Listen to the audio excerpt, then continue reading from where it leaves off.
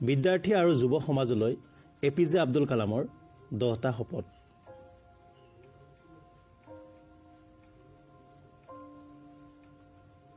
মই উপলব্ধি কৰোঁ যে লক্ষ্য সৰু হোৱাটো এক অপৰাধ।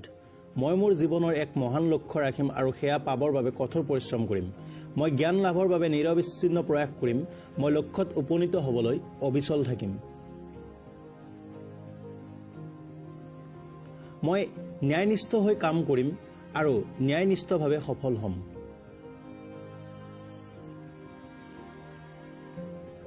মই মোৰ পৰিয়াল, সমাজ, ৰাজ্য, দেশ আৰু বিশ্বৰ ভাল সদস্য হ'ম।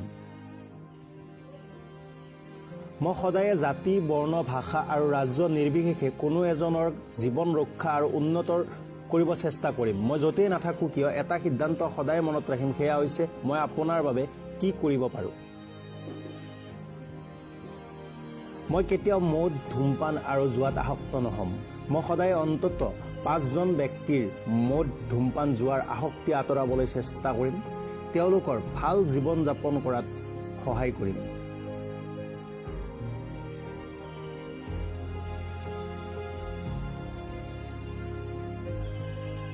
মই সদায় সময়ৰ মহত্বৰ কথা মনত ৰাখিম।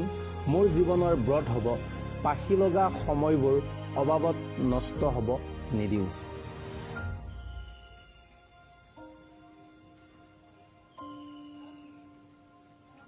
মই মোৰ চৌপাশে অন্তত 5জোপা গছ ৰুম আৰু সেইবোৰ আপডাল কৰিম।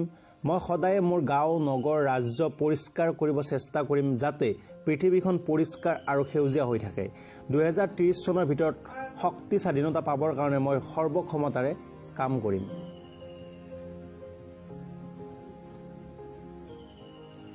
এই দেশৰ যুৱক হিচাপে মই মোৰ সকলো কামত সফলতা আৰ্জিবলৈ সাহসেৰে কাম কৰিম আৰু আনৰ সফলতাৰো আনন্দ ল'ম।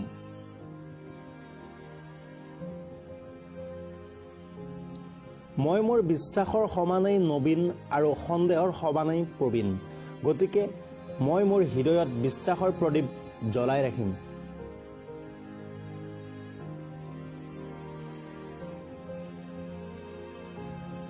মোৰ হৃদয়ত ৰাষ্ট্ৰীয় পতাকা উৰি আছে। মই মোৰ ৰাজ্য আৰু দেশলৈ গৌৰৱ কঢ়িয়াই আনিম।